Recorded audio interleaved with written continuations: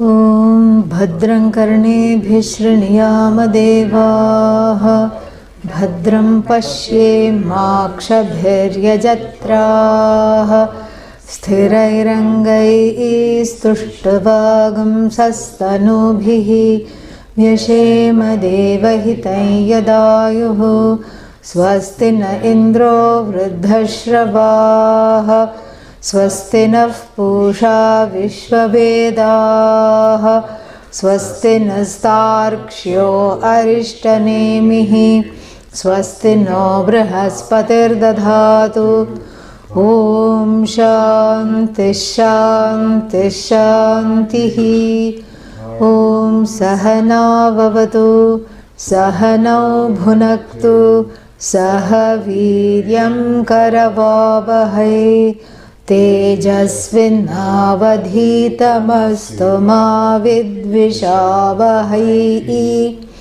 Om Shanti Shanti Shantihi.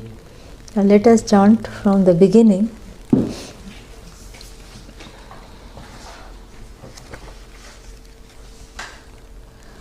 Manohidvividham proktam Shuddham cha shuddhamev cha Ashuddham kama sankalpam Shuddham kama vivarjitam Mana eva manushyanam Karanam bandha mokshayoho Bandhaya vishayasaktam Muktam nirvishayam smritam Yato nirvishayasyasya Manaso muktirishyate Ato nirvishayam nityam Manah karyam mumukshuna. Yeah. So, we are on the third verse, I think. And the third verse is talking about how a special piece of advice to who? The mumukshu. Mumukshu means the one who is seeking, the one who is seeking. Who is not seeking? Everyone is seeking. Everyone is a seeker, correct? Yeah. The mumukshu is seeking the seeker. That is the definition of mumukshu. Because everybody is seeking vastuni. All these objects, correct? And the one who is seeking, why I am a seeker, is the mumukshu. Because the mumukshu has understood that the problem is not with the fact that I am not getting what I am searching for, or I am not being fulfilled by all the things that I have. The problem is that the seeking doesn't stop. So the mumukshu, the transformation of a seeker of things to a mumukshu, what is that point of crossing?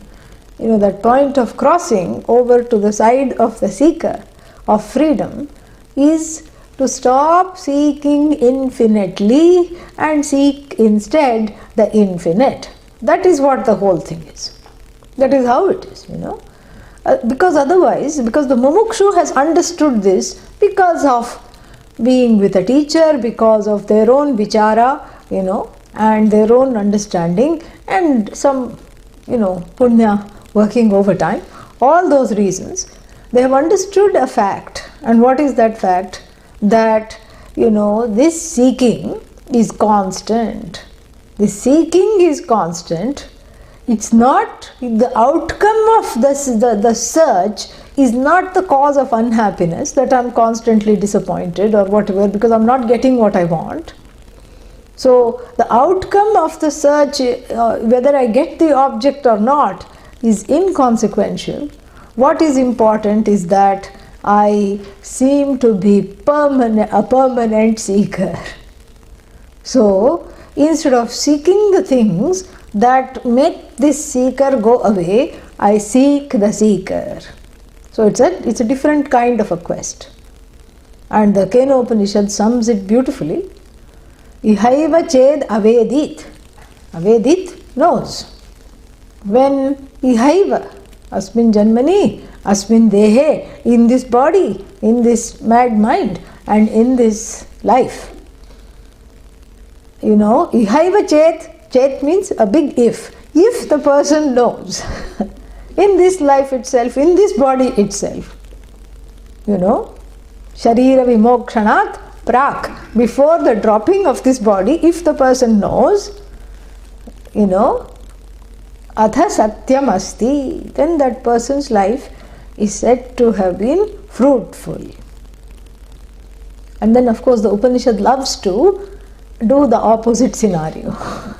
What if the person knows? Then the life is satyam. Life is satyam means you are satyam. You are satyam means you are finally non-negatable. Oh, but I don't want to be non-negatable. I can't wait to negate myself because I can't stand myself.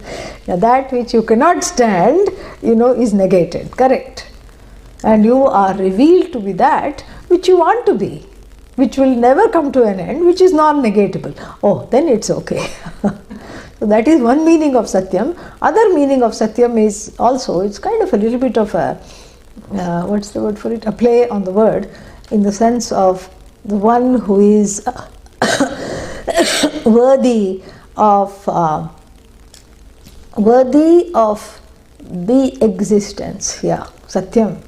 Meaning the one who is actually alive. Because the rest of the time, even though one is alive, one is busy self-negating. Yeah. And the Taittiriya Upanishad reiterates what the Kena Upanishad says. Asanne vasa bhavati asad brahmeti veda chet. Another chet over there. Another big if. Actually, this is a small if. Because everybody gets into this place of saying, what Brahman? Who is going to get Brahman? Where is this Brahman? Can you see Brahman? No. And so, there is no Brahman. Forget Brahman. What I can see is food. What I can see is my own insecurity I can witness. And I know that these are the things I can do to overcome that insecurity. Therefore, I am going to follow those things. What Brahman? Where Brahman? There is no Brahman. So, if some asad brahma iti veda chet, if the person comes to the wrong conclusion, there is no Brahman, it's a rank form of self-denial. Asat eva sabhavati, that person itself becomes, herself becomes asat. Then that was a small if, because everybody does that. Then the next line is a big if. Asti brahma iti chet veda. If supposing the person says, yes, Brahma asti, or rather, Brahma asmi. Asmi means me. That's why it ends in me. Okay? So, I am this Brahman. Brahman is nothing but me. Brahma asmi. Then, santame enam tato viduhu. Know this person to be existent. Know this person to be a saint. Very beautiful. And the same thing here in the Kena Upanishad that we are discussing. What is that? Ihaiva ched avedit atha satyam asti. So not only is the life fulfilled, life is fulfilled because what I want is to gain fulfillment. That's the only thing one wants. All the other wants are serving this particular want. But the mumukshu sees through all the wants and tackles the wanting person. That is the definition of the mumukshu. Because the seeking of freedom and the seeking of things in order to get that freedom are two very different kind of pursuits. Because the seeking of things are finite. The seeking is infinite, but the things are finite. And so infinitely I am seeking finite things. This light bulb goes off in the head of who is called a mumukshu. That is what the mumukshu is the one who has understood the difference between nitya and anitya. This is our general definition of what? Viveka. Nitya anitya vastu viveka. That I am seeking permanently what? Impermanent things. So how is the seeker going to be quelled? How is the seeker going to come to a place of rest? Because the seeker has to resolve. So how is the seeker going to resolve when the seeker is continuously seeking? And why is the seeker continuously seeking? Because whatever I seek comes to an end. Whatever I seek is coming to an end. And in fact, it does little to address the seeking, which is powered by insecurity, which is of course powered by ignorance of the self. So the seeking itself is a problem. That is understood here. So ihaiva ched avedit atha satyam asti. So the one who knows this, knows what? Knows that the seeker, the truth of this seeker, the truth of this seeker is revealed to be the cause of the universe. And this Upanishad is going to take up with that later. The truth of the seeker is revealed to be all. And if the seeker is all, what is there to seek? Nothing. Sought is seeker. Seeker is no different from the sought. Whatever I seek is an extension of me. In fact, there is nothing other than me. So if there is nothing other than me, then there is nothing to seek, nothing to gain, nothing to lose, nothing to worry about, nowhere to go, nothing to do. Oh, but that sounds very boring. That's why we have a few more classes. So that is what mumukshu is. Because otherwise, if we just take the, like sometimes what happens is that there is this tendency to take the pat definitions, and get very complacent. Mumukshu, seeker of freedom. Jignasu, seeker of knowledge. Like this, Bubukshu, seeker of food, So, like this, even though the definition is not, wrong, it's not incorrect, but the definitions are dynamic, and in each context, when you look at it deeply, many subtle points and many subtle things come together in a very telling way, very beautiful way. And so the seeker of freedom is the one who is seeking the self. Why? Because the freedom has been understood as not centered on the objects. And if it's not centered on the object, what else remains? Subject. So the seeker understands here, the mumukshu is the one who understands that the subject, the seeker, is subject to sorrow, and that all the seeking is centered on the subject, previously where it was centered on the objects. Ihaiva ched avedit atha satyam asti. That satyam is understood in two ways. What is that? One's life is complete. And then the second meaning is, one can finally say, when one has become a Vedantin, one can finally say, I exist. Because there is no self-denial, because that self is being pursued instead of denied. So each time the subject turns towards the objects for fulfillment, for approval, for ratification, there is a self-denial. That is what this Kena Upanishad verse appears to be saying very beautifully. And that's a very big claim to make. So each time, I look towards the object, that means I am denying the subject. But then we just learnt in verse number 1 and 2 that I can never be away from the objects, correct? Yeah. So this manaha, this manas can never be nirvishaya. Nirvishaya, it is very difficult except in sleep. Where there are no Vishayas, Nirvishaya. And so you cannot say that like Gandhari. Gandhari was the wife of who? Dhritarashtra.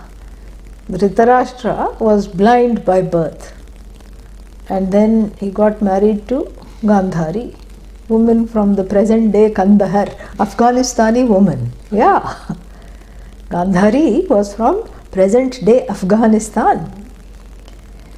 And on the day of the marriage, of course, it being an arranged marriage, poor thing did not know she was marrying somebody who could not see. But when she found out, it was the day of the marriage, and stupid lady, what did she do? She should have said, let me be the eyes and, of my husband as well. Let me help him to see all the things he cannot.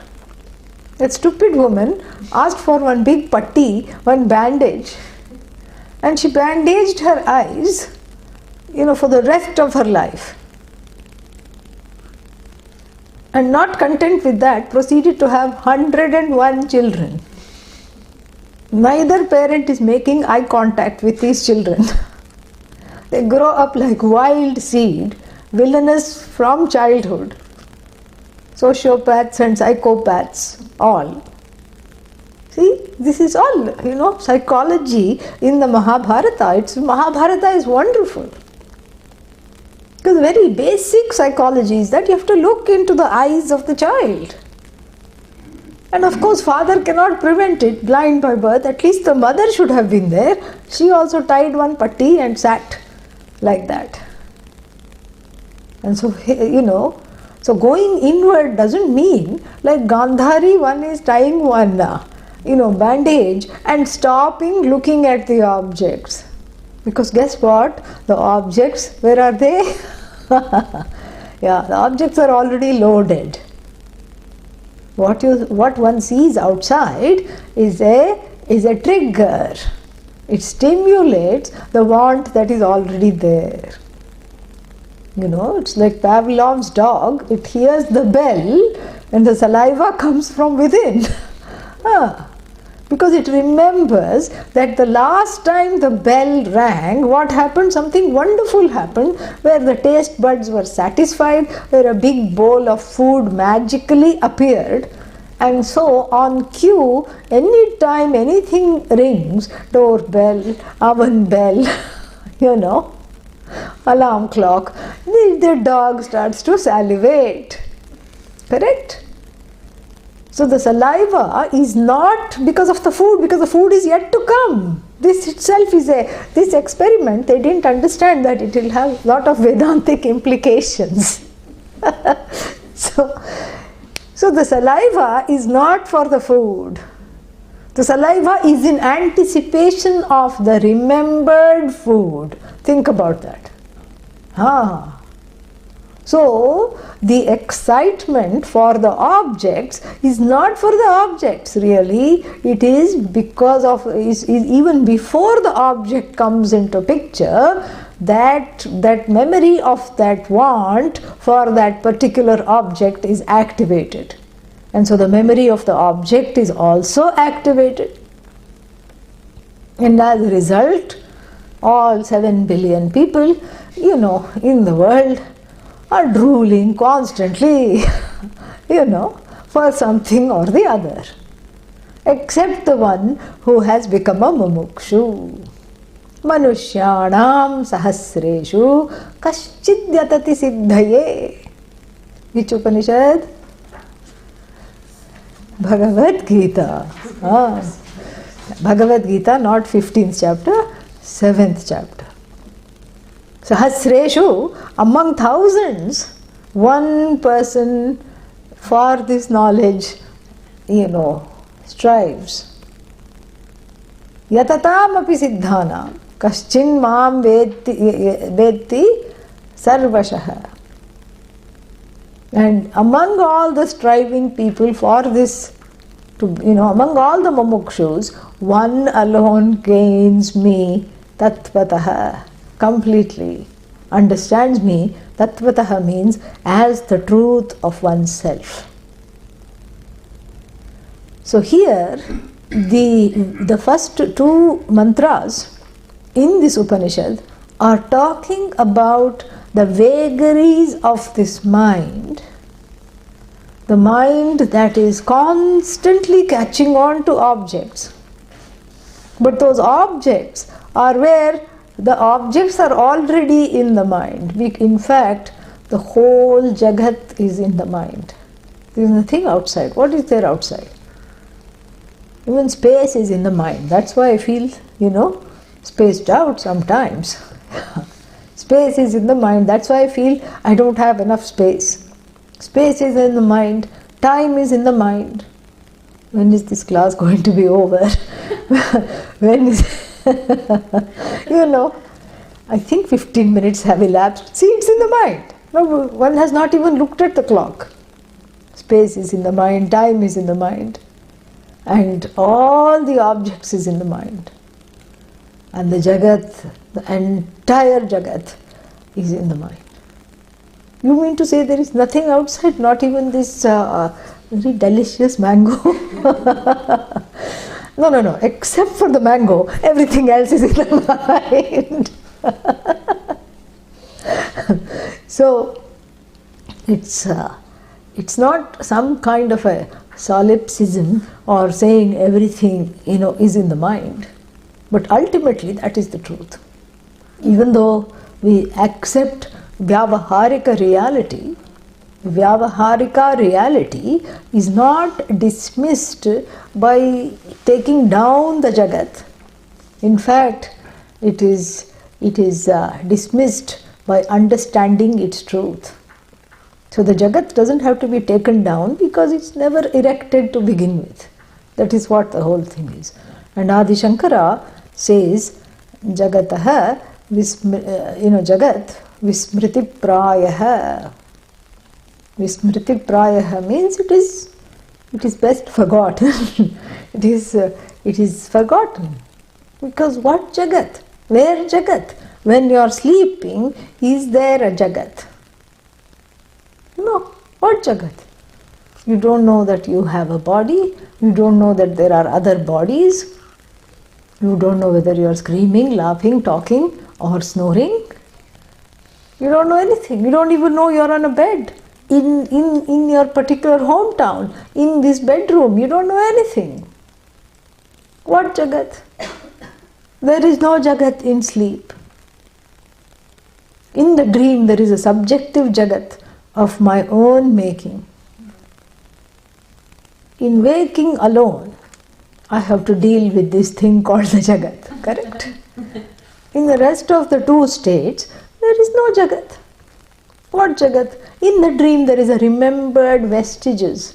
I make a quilt of scraps of memories of the Jagat. It's not Jagat really. So 2 out of 3, correct? Dream, sleep, waking. So 2 out of 3 is 2/3 of the reality. There is no Jagat. In 1/3 of the reality, this Jagat is there, immovable, and it seems to be something that is always cramping me and cramping my style. But then what to do with this Jagat? Vismriti Prayaha. It's best, forgotten. And even in the waking state, many times one forgets that there is a Jagat. Yeah. In meditation, what Jagat? And while listening to some wonderful music, spending time with the people that you love, reading a great book, watching a movie, you become part of that, you become one with the Jagat, correct? You become one with the Jagat. And in fact, one more secret is that the Jagat is as good as when it is cognized. The sleep experience tells us that. The sleep experience is important because it tells us of a very, very, subtle but salient reality that there is no Jagat when it is not cognized, because the Jagat is inert. But you are not inert. What's the opposite of inert? Earth. No. Sentient. And the Zen people have their own way of putting this. And they have what is called a cone. Yeah, not the one that ice cream comes on top. That's a different cone. This is spelled K-O-A-N. It's either cone or koan. I don't know how it is pronounced. And what do they say? What is that famous koan? If the redwood, if the tree falls in the forest and no one is there to hear it, will it make a sound? Huh? You know? So the student comes to the teacher, Adhihi Bhagavo Zenneti Brahma iti. Please teach me. Zen comes from the word Dhyanam. Yeah. It went to China. Dhyanam went to China and became Chan, and then it went to Japan and became Zen. That's what it is. So the student goes to the teacher and says, please teach me something, and asks a question. And in the Zen tradition, there is a lot of pariprashna. You know, the teacher asks a question back and the class is dismissed. The student has to go and contemplate on this cone. The cone is a small piece of knowledge hidden in the question that the teacher asks the student. And the student has to go contemplate on this, you know. And I told you this earlier also. That's what, you know, Bhrigu was told to do by his father Varuna. Go, what your conclusions are wrong, go contemplate on this. And the idea is, even though it's not said out loud, don't come back until you have actually contemplated. You know, in Kali Yuga we have to talk, because this doesn't work. This only works when some teaching has already gone in, then it will work. Because the problem is the wrong conclusion. And with the wrong conclusion I come and I'm given a cone, I'm going to decimate that cone. And I'm going to come with a wrong conclusion again. Correct? But back to this cone, little bit. What does it say? If the tree, redwood or any other kind of tree, falls in the forest, does it make a sound? And forest means, upalakshana of forest is what? There is nobody there. There is no one there to hear it. So therefore, will it make a sound if no one is there? Very interesting question. First you will have to say no. Why? Because the sound is as good as when it is cognized. An uncognized sound is what? Silence. Yeah, an uncognized sound is no sound, correct? Maybe we shouldn't call it silence, we can call it no sound. A sound, if you want to negate in Sanskrit. You know, a shabda, correct? So shabda is the sound, and the shabda is uncognized because you need something chetana to cognize the shabda, and that chaitanya is oneself, and that the cognizer is absent, correct?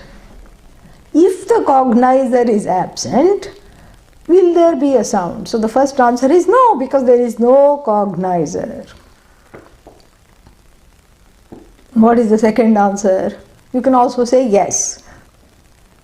Yes, there will be a sound, because the laws of nature, that if this tree with this gravitational force, with this velocity, with this mass is falling from this particular height, that's why they give redwood tree. If it's falling from that particular height, then there will be some kind of a, certain disruption will be there and the sound will be created. Correct?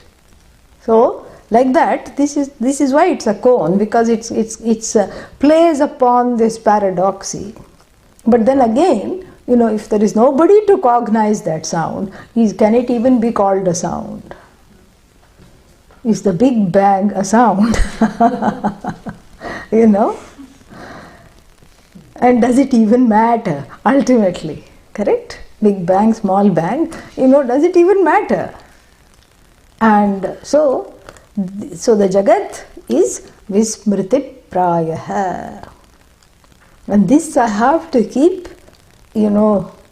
going back to, because this is something which is, this teaching becomes Vismritaha. This teaching becomes forgotten because the presence of the Jagat takes over. Internally, it takes over. And so one is constantly wearing those boxing gloves and biffing various kinds of things inside the head, inside the mind. One is trying to ward off certain things, one is trying to encourage certain other things to come, and then there is strife, there is confusion, there is discontent, because the Jagat has been invited in. And when you see the Vyutpatti, the definition, the grammatical definition of the word Jagat, one thing that has been suggested is Jayate Gacchati iti Jagat. Jayate is born, Gacchati is gone. Yeah, you take the Ja from Jayate and Ga from, Gacchati, Jagat. And so Jayate Gacchati means, and we have a kind of a cyclical understanding of this, that which constantly Jayate and constantly Gacchati. And this is our lived experience. Anything I pursue is Gacchati, Gacchati, Gacchati. Gacchati, far away from me. Duram Gacchati. This is the thing, it keeps going further and further. And I manage to hold on to it. It disintegrates. It includes this body. The word Shariram means that which is subject to disintegration. Shiryamana Svabhavat Shariram. But I don't like that word. Okay, Dehaha Dahana Yogyatvat. Another word. Deha means body. What does it mean? That which is fit to be burnt. So depending upon the mode of disposal, because some people bury Shiryamana Svabhavat, or some people cremate. So depending on the mode of disposal, the body is defined. So the meaning of the word is inherent in the word itself. Very beautiful. And so, Jayate Gacchati iti Jagat. And when that, when that is impressed upon one, that the Jagat has a quality that is infinitely finite. It's infinite because there are so many things I don't know about it. There are so many things in this universe I will never discover, even in 100 lifetimes. And every time, they have a new telescope. They do the Namakarana, they name the telescope, and then usually after the person who has invented it, and then there is deep telescope, there is wide telescope, there is deep and wide telescope, and then there are new things. New things? No, those things are actually 14 billion years old. New to you, because you have looked into it for the first time. It's like after cataract surgery, the world starts to look very new because all that eclipsing has gone. So here also new karanas are there. Karanas means what? New instruments. New instruments are there with which I am looking at this universe. And then what happens? Everything starts to look new. The instrument is new, the world is old. They discovered one galaxy feasting upon another galaxy. That has already happened. Who knows how many billion light years ago? But we are seeing it now because that's how long the light takes to reach the telescope. I mean the eyes, Yeah, that's how long it takes. Traveling at 186, thousand miles per second. Think about that. So 1 year light traveling lagatar bar is called 1 light year. So 14 billion, that is how many years ago that this galaxy had another galaxy for a little snack. And we are reveling in it now, correct? So this is infinite. But then, since that galaxy is feasting upon this galaxy, it's also finite, infinitely finite. Yeah, so many finite things, but the truth of the Jagat, is what? The truth of it is that it is infinite. Why is it infinite? Because it comes from a source that is infinite. That is why, the Jagat hides the infinity in the form of a number of discrete objects. Each thing is finite. So what I am searching for is not the name and the form of the object. What I am searching for is the very content of the object, which is the truth of me, which is revealed in the Upanishad as the truth of myself. So the content of the object is nothing but that infinite Satchidananda, is nothing but that truth which I want. So the Nama Rupa, is gone, and what remains is that presence, Sat alone. Therefore, the Upanishad says, not this one, but the one we have been discussing, Kena Upanishad, Ihached avedit, when this is understood, that all objects are merely casings for that presence which is the truth of the seeker, which is the sought, which is nothing but the seeker alone. When all objects are seen as the covering, so to speak, hiding the truth in so many upadhis, when this is understood, that person's life is fulfilled. Athatasya satyam asti. That person has uncovered the key to all of existence. That all this is here is myself alone. And then what? Of course, the opposite scenario. Na chediha vedit. Supposing if the person doesn't know, then what? Because this is the human mind. What if I know? Okay, I understand. But I may never know. Then what will happen? I also want to know that. Na chediha avedin mahati vinashtihi. Vinashtihi means what? From nash. Bye-bye. Mahati vinashtihi means it's a big loss. Mahati means here infinite.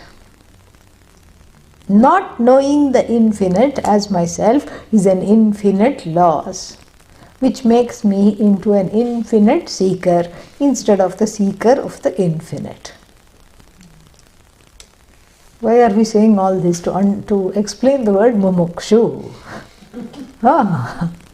That's what it is. So the person may not yet know that I am this infinite.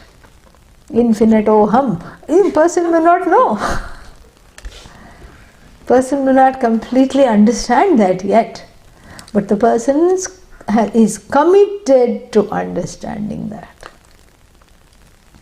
That commitment is what is important.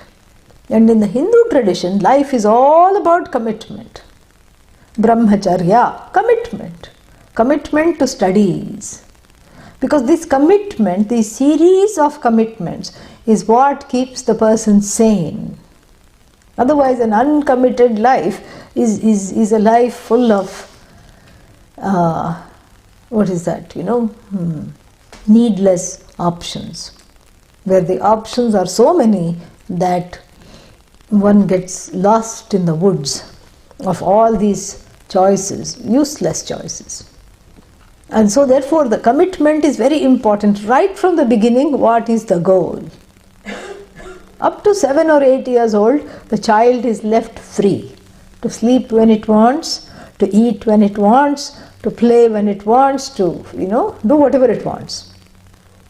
Then we have the first commitment. I mean, it sounds like Christianity, but very different. They also have some kind of a first commitment. What is it called? First communion. Communion, yes. Oh, thank God, the word is different. Confirmation. Yeah, communion and confirmation. Okay, that is different. Here, this is the first commitment. To what? To that mantra. The mantra is given to help that commitment. Tat savitur varenyam bhargo devasya dhimahi dhiyah naha prachodayat. It's a collective commitment to what? To having the buddhi in the right place, because when the dhi is in the right place, then what happens? Then everything falls into the right place. When the buddhi is missing in action or absent without leave, then what happens? All kinds of wrong things, wrongdoings happen.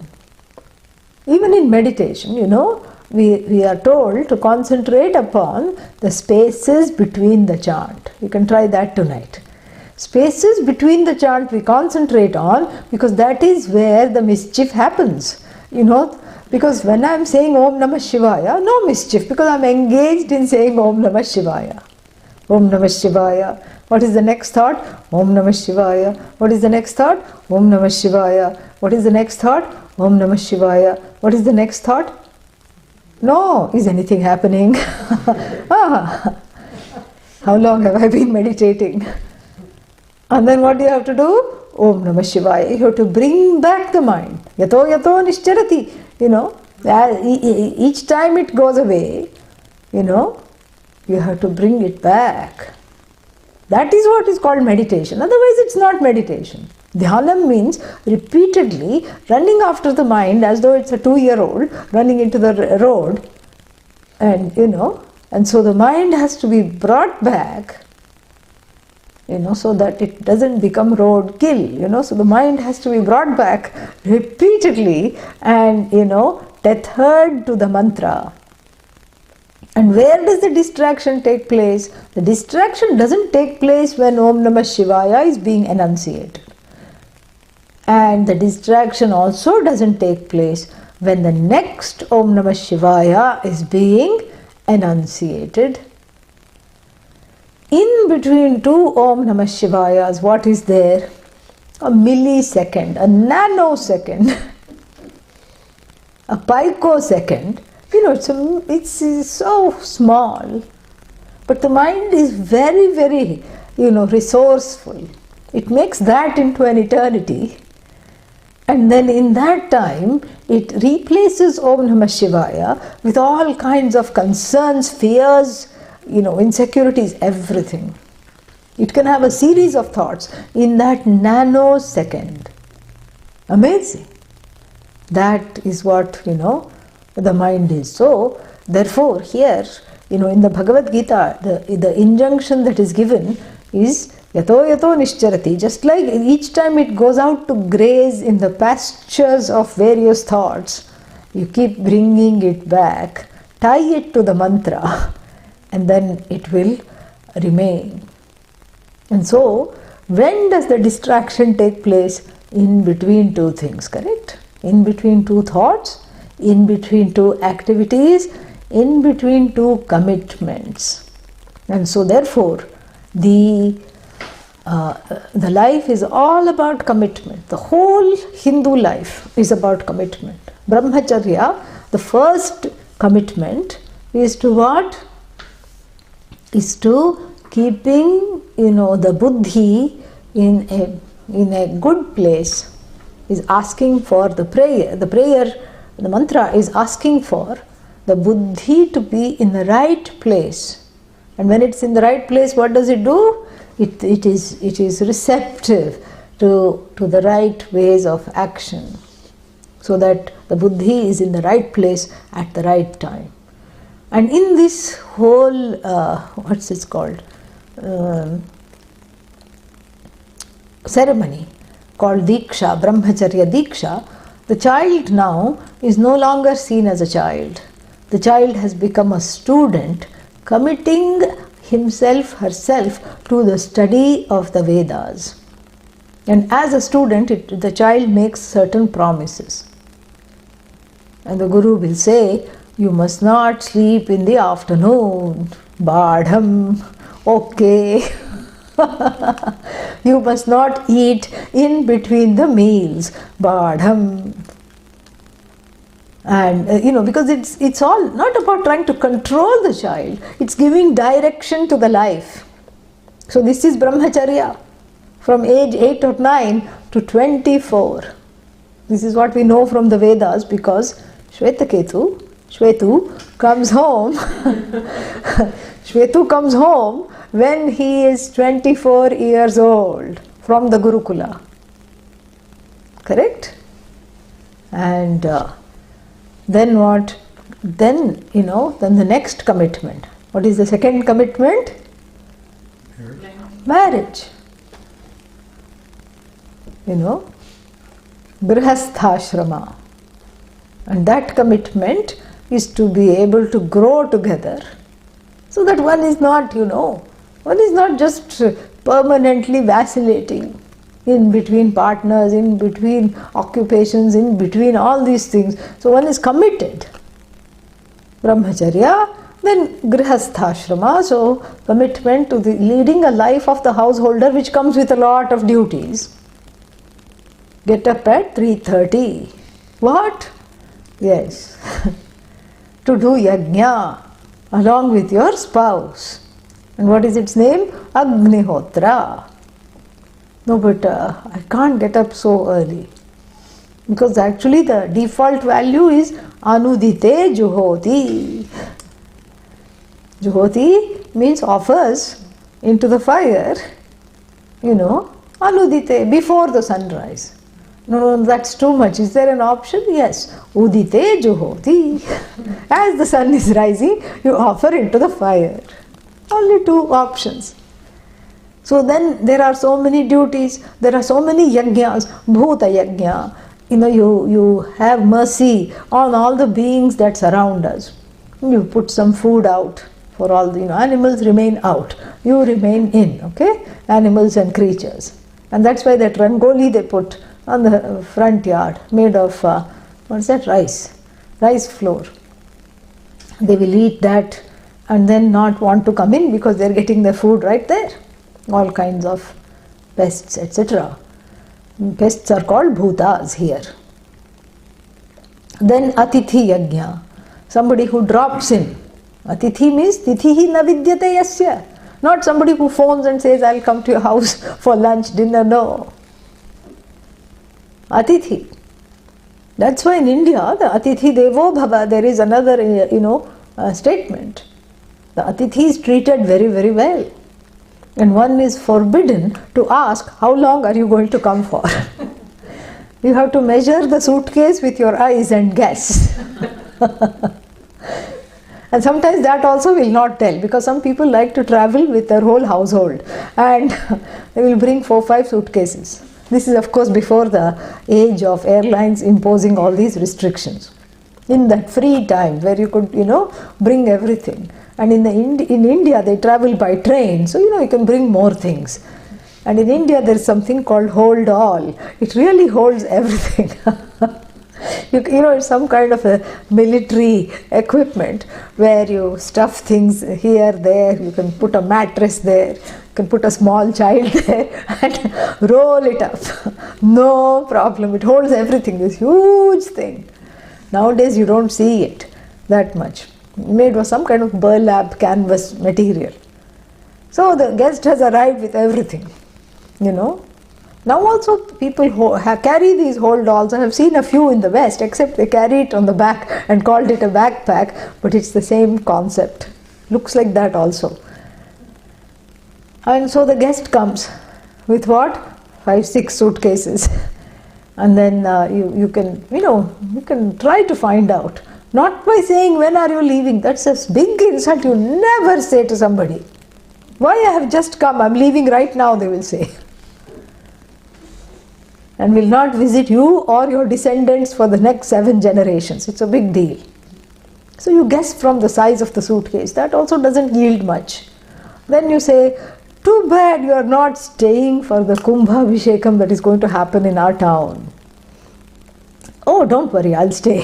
Too bad you're not staying for my daughter's engagement. When is that? November. Yeah. No, So, this is a life of commitment. This is Grihastha life, where you expect the unexpected and you learn to deal with the unexpected on your toes without making a grimace, without making a face. You deal with whatever is dealt to you. Yes? The hand that is dealt to you is not dealt by Bhagavan, it is your own karma wrapped in, some gift wrap. That's all. You learn to deal with it. If I deal with it once, is it enough? No. Because the next time one is again taken aback, one is again angry, one is again upset. So repeatedly one has to deal with it. Till when? Yavat. Until when? Until the next commitment, which is what? Prastha. Then the whole Grihastha becomes a Lego set. Yeah, Lego set? The children put everything together. And sometimes they cannot figure it out because the pieces go in more than one way, and so you make a whole town, you make a house, and you have something to represent you and your spouse and your house, the pet mouse, everything is there, and then you have a farm, and then you drive to the farm every day, and then you can make some little electric components are given which are remotely controlled. You drive to the farm and you dig and you sow, then you reap. Oh no, untimely rains come, crop gone, better luck next time, and then you keep doing that. And then what? Vanaprastha, the third commitment.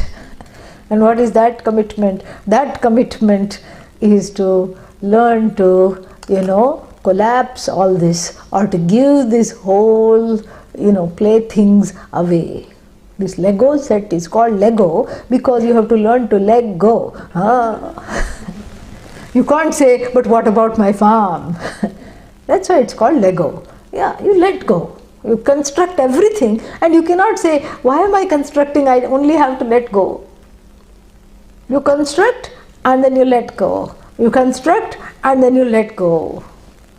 And then that letting go is called Vanaprastha, where your spouse, you leave the family. You don't be the typical Indian parent who doesn't know when to stop parenting.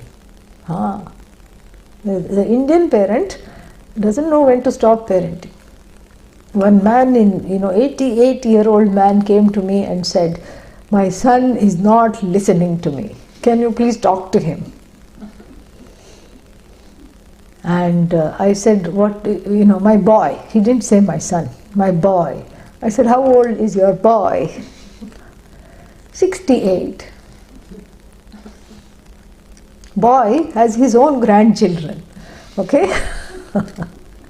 Still this elderly man is upset because the son is not saying, not sitting when he says sit down, and not getting up when he says get up. So this is what it is. The Indian problem is not knowing when to stop. So for this I have made a rule. What is the rule? You have to stop parenting at 50. You mean when I am 50? No. When your child, quote unquote child, is 50. Like this, so many people come and say, my child has diabetes, type 1 diabetes. Somebody recently said, very difficult, so difficult. he's on insulin 5 times a day, and it's awful. And we have to take so much care. And then I said, after he grows older, he will learn to take his own insulin. Here I'm thinking child means 8, 10, 5, whatever. Certainly under 16 in my thinking. No, he's 28. Ayyo Rama, So Prastha, it's easy to drop the house, it's easy to drop the fields and it's but very hard to drop the baby, correct? You have to let go. This is where you let go of the parenting by having the Shraddha that you have given them whatever they want and whatever all the samskaras, and then you are free to go and go towards your goal. And then what is the goal? The goal here is Bhagavan, and the goal here is minimizing what you have, minimizing what you may have a lot of things, but you minimize your association with them. Not nirvishaya, nirasakti. Nirvishaya also a little bit sometimes. The life is made into a little simpler way of living. And then what? Then the final droppage, the last commitment, sannyasa. See, the whole life is of that of commitment. And even though we are calling it first commitment to Vedic study, second commitment to this Grihastha lifestyle, actually the commitment doesn't waver. The commitment is all to Brahman. Dhiyaha naha prachodayat, the first mantra, may my mind be in the right place, in the right time to study the right thing. And the commitment here is not to the marriage in the second instance. The commitment is to Brahman, but it is very difficult to commit oneself completely, so therefore you take a companion along the way. So you and the companion both commit to Brahman. That is the essence of the Hindu marriage. Otherwise it doesn't work. If marriage is the end, it ends. That is why in the Hindu, especially in the South Indian marriages, we have a very interesting ceremony. The bridegroom suddenly drops out of the wedding. He is agreed, he has come into the hall, he is greeted, the mother-in-law and the father-in-law do an arati and put a garland and greet him in the traditional way and says, this is, you are welcome, you are joining hands with our daughter, this is wonderful. Then he sleeps on it, wonder what happens in the night. The next morning he says, I don't want this marriage. So what are you going to do? He doesn't say, I'm going to marry the girl next door. No. That's not the idea. He says, I'm going to Kashi. Where is Kashi? North. This is a South Indian wedding, okay? Yeah. If you are in Srinagar, then Kashi is south. But we are talking of a South Indian wedding where the Kashi is north. Kashi symbolizes north. North stands for moksha. Overnight, the bridegroom discovers his mumukshutvam. And he says, what am I doing? Why am I getting hitched when I have to go towards this is my life anyway. I am headed towards moksha. Why have this wife? And then why have a family? And why have all these things? And meanwhile, the girl is also, gaining emotional maturity by communing with a goddess. She is doing puja to the goddess, and and she says, please give me a life partner that is worthy of me and who knows my innermost desires. And here the innermost desire is what? Moksha. Whatever I say now, the answer is moksha. Okay? Yeah. What is the innermost desire? Moksha. So looks like her prayers are answered, because what happens is that he is about to go off to Kashi, and hurriedly the girl's parents go and tell him, they don't stop him from going. We have to understand this very, very, very, very well. It's not that he is wanting to become a sannyasi and he stopped. No. by all means go to Kashi, but take our daughter with you, because you'll be lonely on the way, and it's not an easy, it's not an easy journey. Imam Kanyam Sualankritam Svikuru. You please take this. She's so sweet, she's so nice looking, and both of you. She also wants the same thing.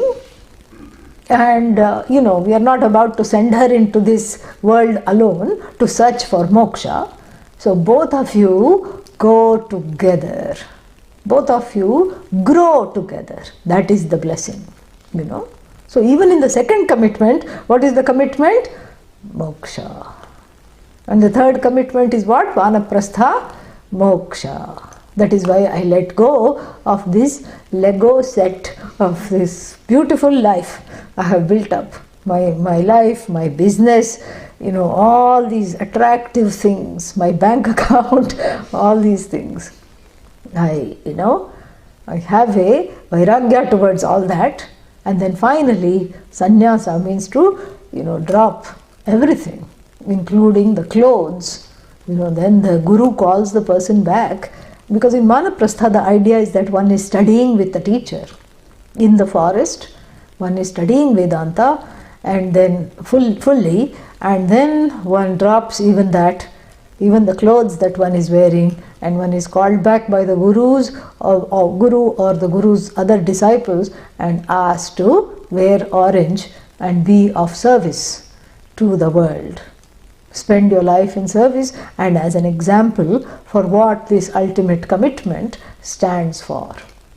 Now there is a nice, so one may ask the question, if that is the commitment, if the ultimate commitment is what is shining through all the other three commitments, why can't I straight away become a sannyasi?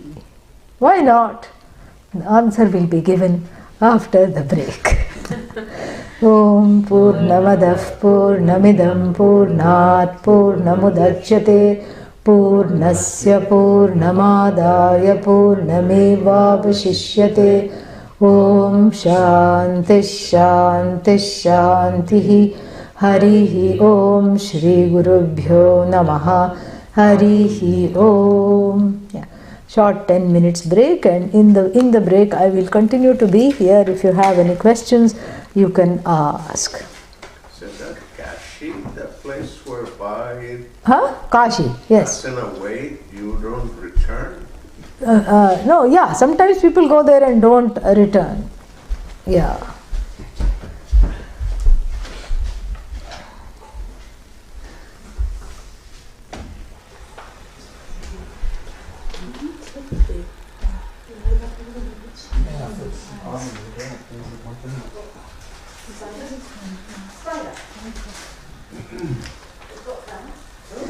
Why does the thought feel so real? Why does the thought feel so real? The thought feels real because one identifies with it. The ahankara or the I notion identifies with the thought, and instead of it becoming my thought, it becomes I thought. I become as good as the thought, therefore the thought appears to be real.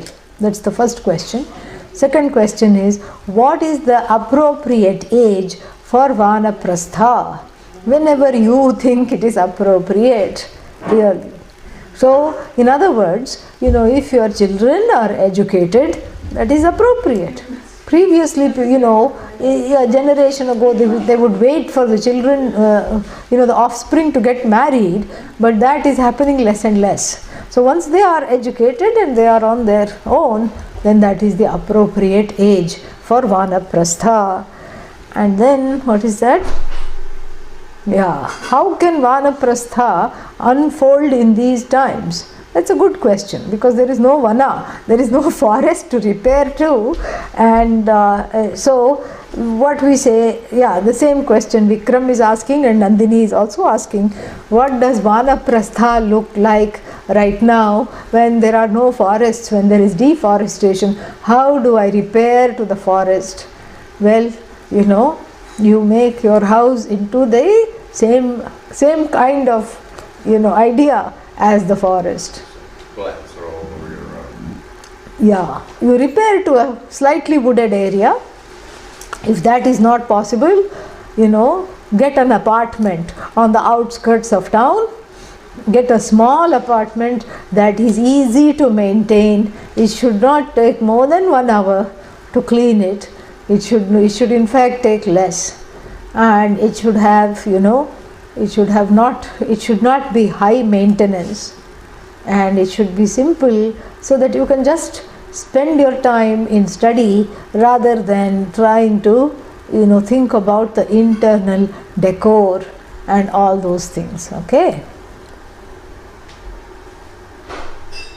No, a life of less consumption and more contribution is the phala of grihastha-ashrama. Yeah. The phala, the result, the prasada of grihastha-ashrama is a life of less consumption and more contribution. This is something you discover and grow into. Yeah. Vanaprastha is, it's not focused on consumption at all. It is focused on the study for which all these things are,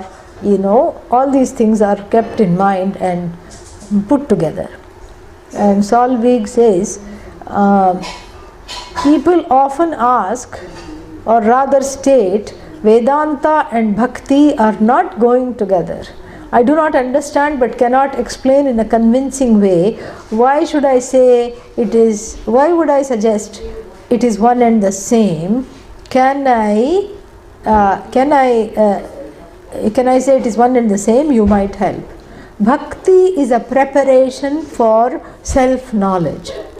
Bhakti helps the mind to resolve from being a mind that is querulous, meaning complaining all the time, and from being a mind that is all the time focused on something or the other, and it's critical of others, it is critical of itself, it doesn't have focus, it doesn't have acceptance. So that kind of ego, ahankara and mind are, bhakti helps resolve that mind, and bhakti helps increase the shraddha because of which the knowledge takes place. So bhakti is an invariable preparation for the knowledge. That's what I would say. Okay? Yeah.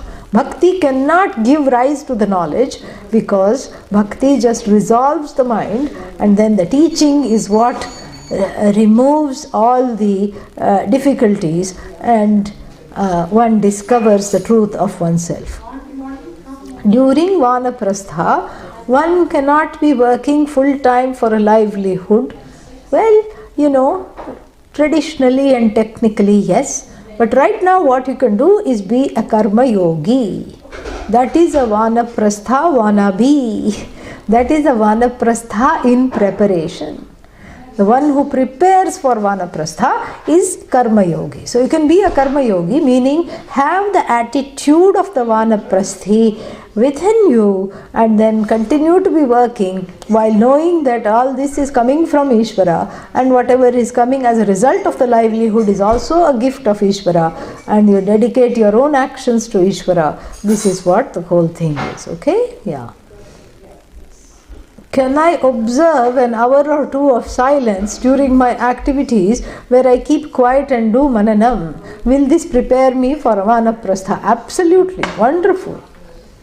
The silence will prepare you and prepare the family members also. They will also be inspired to keep silence. Very nice. How does one know that Vanaprastha is being followed? Well, that I can answer if I follow you. I am not following the question. Okay? So what is your question? How do you know it is being followed means what? Arjuna's question about sannyas and the like. Huh? What do I have to do to be in Vanaprastha? What are my activities? What are my activities? Yeah, minimal activities. Enough for, to carry the body. Because you are still a deha bhrit. You are carrying the body around, and it needs a few things. In Vanaprastha age, it will need equal amounts of medicine and food. Half medicine, half food.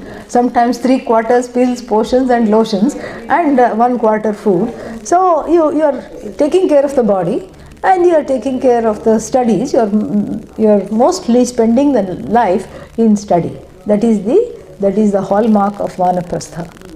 So duties don't look for duties. Yeah, you don't look for duties. Yeah, your duties you minimize. Yeah, you don't look for duty. You only look for beauty of Brahman in everything. And so you meditate, you do upasana, you do worship, you do meditation, you do study. And then, yeah, I answered that. Yeah, by your activity, more of resolution, more of study, more of worship, more of bhakti, more of meditation, more of study, more commitment to study. That's how you know. I am looking at change in life. I've spoken of it some, my forest.